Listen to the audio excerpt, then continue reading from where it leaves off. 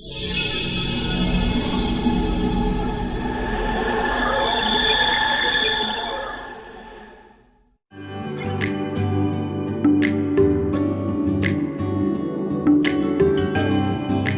500 वर्षों की तपस्या आज पूरी हुई। अयोध्या में प्रभु श्री राम आज भव्य और दिव्य मंदिर में विराजमान हो गए। प्रभु श्री राम की पहली तस्वीर जो सामने आई, उसे देखकर आज हर भारतीय गौरवान्वित महसूस कर रहा है। प्रभु श्री राम की प्राण प्रतिष्ठा के लिए अयोध्या नगरी को हजारों क्विंटल फूलों से दुल्हन की तरह सजाया गया। राम मंदिर के गर्भगृह में प्रधानमंत्री मोदी प्राण प्रतिष्ठा के लिए पूजन अर्चन करते दिखे।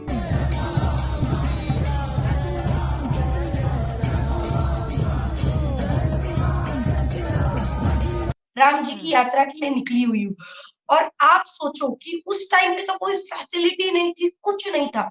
राम जी इतने ठंड में, बारिश में, गर्मी में, हर मौसम में वो वनवास को काटते रहे। कि अगर पाकिस्तान में कोई मस्जिद बनती है, मंदिर बनता है, या इंडिया में जैसे भी मंदिर बना है, उन्होंने जैसे टेक्नोलॉजी को यूज किया है, आप क्या कहते हैं मंदिर बनना ठीक है और फिर टेक्नोलॉजी? देखें, ये मंदिर बनने वाली जो बात है, उनकी मस्जिद को छोड़ दें, अब बाकी चीज़ों का आप देख लें। वो अभी इंडिया हमसे बहुत आगे चला गया, हम वहाँ पे सोच भी नहीं सकते। वो बेसिक बुनियाद बना रहे हैं कि वो कह रहे हैं कि हमारी मूर्तियाँ निकली हैं, हमारी चीज़ें निकली हैं। ये हमारे जो है ना आबाओ अजदाद के नीचे से पहले ही बना हुआ है।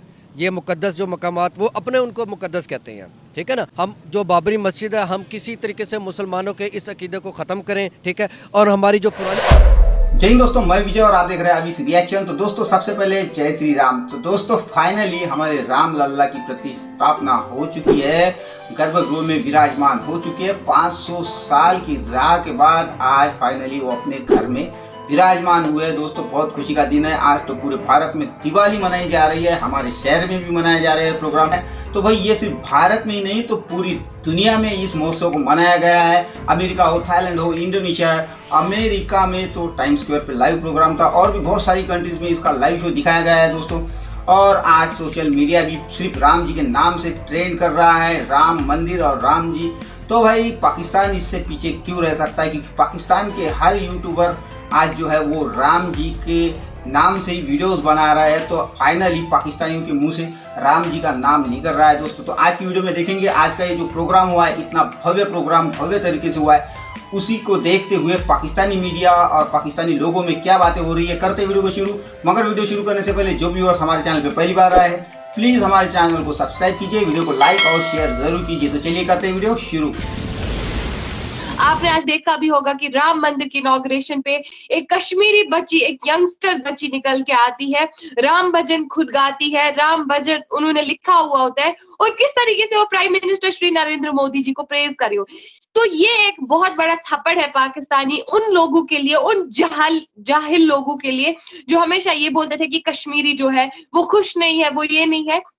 भाई, अगर कश्मीरी खुश नहीं होता, अगर कश्मीरी पे जुल्म होता, तो वो एक मुस्लिम लड़की थी, छोटी मुस्लिम लड़की नहीं आती, आज राम भजन नहीं गाती, आज मोदी जी को प्रेज नहीं करती।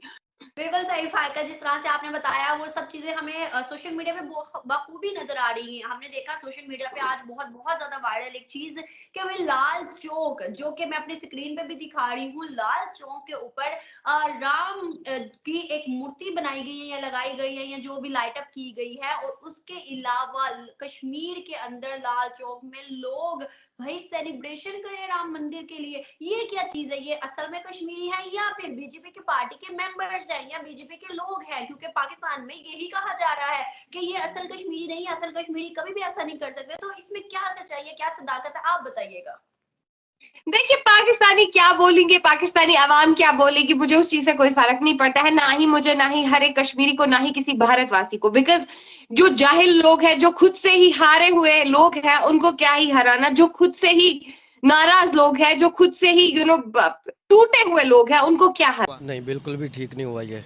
क्योंकि इसकी वजह यह है कि बाबरी मस्जिद के साथ जो है ना हमारी कुर्बत इतनी ज़्यादा है, जो पुरानी हिस्ट्री से चली जा रही है। बाबरी मस्जिद आज के दौर की नहीं है, ठीक है। ये सल्तनत उस्मानियत से मामला शुरू हुआ था, उसके बाद से लेकर ये कोर्ट कचहरी के अंदर ये मामला, सुप्रीम कोर्ट के अंदर ये बड़े अरसे से काफ़ी टाइम हो गया इसको, ये केस पेंडिंग था, ठीक है। फिर ये अप होता था, उसके बाद ये दोबारा डाउन हुआ, उसके बाद ये काफ़ी इसके अंदर ना काफ़ी सारे पॉलिटिशियन भी इन्वॉल्व हैं, ठीक है। इंडिया के अंदर आपको पता है कि जो मुख्तलिफ़ किस्म के मज़ाहिब हैं, ठीक है, उनका किरदार भी इस पे है। उनका सबसे बेसिक इशू ये है कि वो कह रहे हैं कि हम इस मस्जिद को किसी ना किसी तरीके से शहीद करवा के यहाँ पर अपना मंदिर बनाएं, ठीक है, और अपना जो भी हमारा मज़हब के मुताबिक जो हमारी इबादत है हम उसको रुजू करें। अब हिंदू जो हैं वो इस चीज़ के ऊपर वो मुसलमानों के सख्त खिलाफ है, ठीक है। आपने पीछे से जो भी मामलात हुए हिंदू के आपने देखे, वहाँ पर मुसलमानों के ऊपर जुल्म भी ढाए गए। कहाँ पर कौन से वाक़ये ठीक में? है, ये काफ़ी वाक़े काफ़ी गुजर चुके हैं। अगर आप देखें तो ये मेरे ख्याल से 1 साल पहले भी इनका वाक़या हुआ है, ठीक है, जब इन्होंने मस्जिद के ऊपर झंडा लहराया था हिंदुओं ने अपना, ठीक है। मस्जिद के अंदर ये कोई उनके मोहल्ले की कोई मस्जिद थी जहाँ पर उन्होंने काफ़ी सारे मुसलमानों को कत्ल गारत का भी निशाना बनाया था, ठीक है। उसके बाद से ये ज्ञान में भी मस्जिद होगी। हाँ, इस तरह की कोई मस्जिद ही मेरे जहन में नहीं है, लेकिन इशू ये है कि ये मामला एक मज़हब के तौर पर वो अपने आप को लेते हैं, ठीक है। वो कहते हैं कि हमने मुसलमानों की जो मुक़द्दस इबादत गाहें हैं, जो मुक़द्दस जो पुरानी दौर से चली हुई आ रही हैं, जो हमारी ट्रेडिशन है, उनका बेसिक मकसद है कि इनको ख़त्म करके हमने अपने आप को क्या करना है, ओब्लाइज करना है और मुसलमानों को नीचे गिराना है। बाबरी मस्जिद का जो मेन मुद्दा है, देखिए हमारे लिए तो वो मुक़द्दस मस्जिद है, ठीक है, और हमारा अकीदा भी है और हमारा ईमान भी है, ठीक है।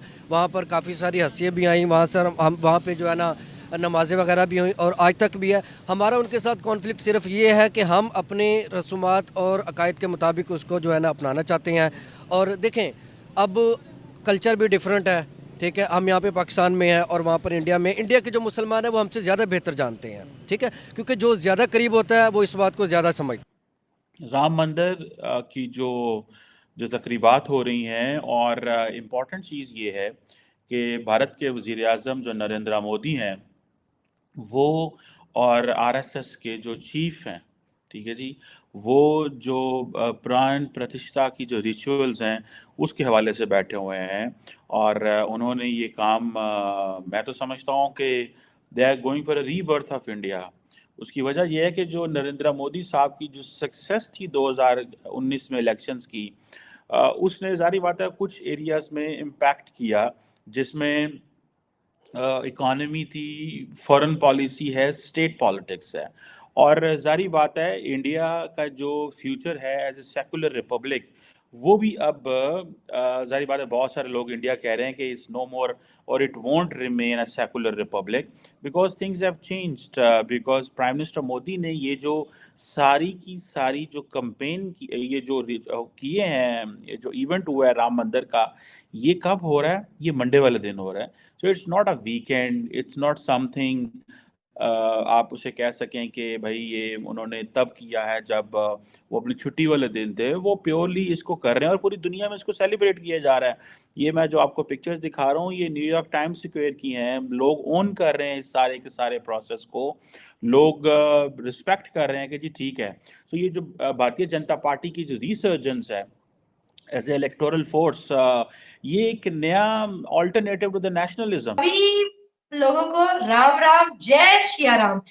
देखिए सबसे पहले तो मैं एक मुसलमान नहीं, भारतीय सनातनी मुसलमान हूँ और शायद कि मैं सच्ची बोल रही हूँ कि राम जी से जो प्यार है, लगाव है, वो अभी से नहीं है, बचपन से है। मैं एक ऐसी जगह पर पली बड़ी हूँ, पैदा हुई हूँ, वो पूरा हिंदू मेजोरिटी इलाका है, वहां का प्रभाव मुझ पर बचपन से पड़ा हुआ है। मैंने गणेश चतुर्थी मनाया है, दिवाली मनाया है, होली मनाया है और नवरात्रि मनाया है, बहुत सारी चीजें मैंने की है अपने लाइफ में। तो कहीं ना कहीं वो प्रभाव पड़ा है मुझ पे सनातनी एरिया में रहने का। और दूसरी सबसे बड़ी बात कि भाई प्रेरणा कहाँ से मिली, तो मुझे ये प्रेरणा मिली है यात्रा करने की राम जी से। उनसे बड़ा उदाहरण क्या हो सकता है भाई। देखिए मैं महाराष्ट्र से निकली हूँ उत्तर प्रदेश की ओर, जहां पर अयोध्या है। मेरे यहाँ से 1450 किलोमीटर है और एक आश्चर्यचकित की बात बता दूं, दुनिया में ऐसा कोई भी नहीं है पूरे विश्व में कि राम जी जैसा किसी ने तपस्या किया होगा। उन्होंने 14 साल वनवास में काटा है और मैं सिर्फ 1400 किलोमीटर चल रही हूँ। आज मेरा कुछ 32 डेज है, 32 डेज है मैं घर से बाहर हूँ, राम जी की यात्रा के लिए निकली हुई हूँ। अब प्रयागराज का राम मंदिर, कृष्ण जन्मभूमि और काशी विश्वनाथ, ये तीनों के तीनों हमारे 3 आराध्य देवताओं से जुड़े हुए हैं। सिंपल। अब वो क्योंकि 3 आराध्य देवताओं से जुड़े हुए हैं तो उसमें हमारी आस्था है, विश्वास है।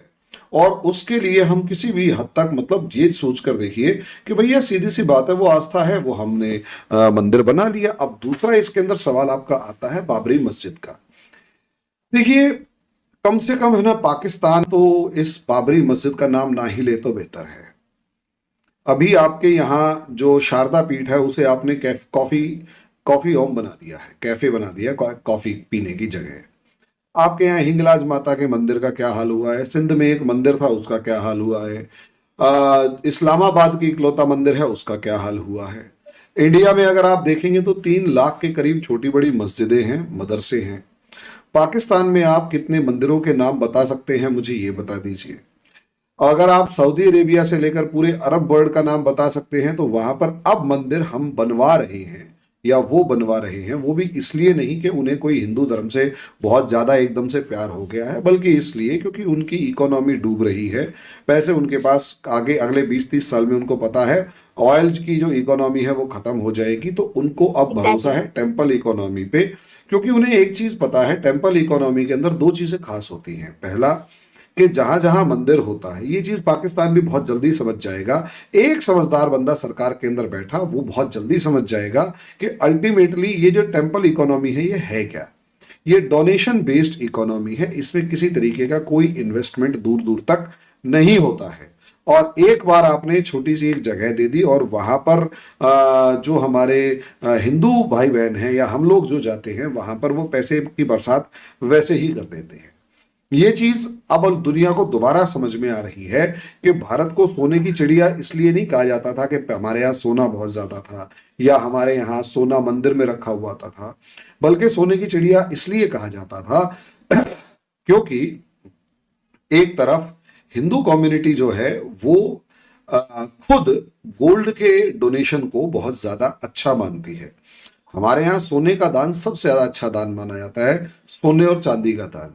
और जहां पर भी हम माथा टेकेंगे वहां सोने और चांदी, कोशिश करेंगे लाइफ में एक बार गोल्ड डोनेट करें किसी ना किसी मंदिर के अंदर और सब चीजें। तो दोस्तों ये थी आज की वीडियो। और अभी आपने पाकिस्तानियों को सुना तो भाई इनको भी थोड़ा सा शॉक ही लगा है। और पाकिस्तान में शायद समझदार भी लोग हैं, जिस तरह ये बातें कर रहे थे तो सभी लोग गलत नहीं हो सकते। जिनको अब ये जो बातें कर रहे थे उनको भी थोड़ी बहुत रिस्पेक्ट है दूसरे रिलीजन के बारे में। मगर आज ये जो हमारा प्राण प्रतिष्ठा का कार्यक्रम हुआ है उसे देखकर आज ये भी लोग थोड़े से शॉक है, क्योंकि आज के इस प्रोग्राम में हमारे भारत के टोटली सेलिब्रिटी मौजूद थे, साथ ही में बहुत सारे देशों के राजदूत भी इस कार्यक्रम के लिए आए हुए थे। और ये जो प्रोग्राम है इसे दुनिया में लाइव दिखाया जा रहा था। तो भाई आज दुनिया में सिर्फ जय श्री राम यही चल रहा है। तो खैर दोस्तों ये थी आज की वीडियो, आशा करता हूँ आप सभी को अच्छी लगी होगी। तो चलिए चलते हैं, मिलते हैं अगली वीडियो में, तब तक के लिए जय हिंद।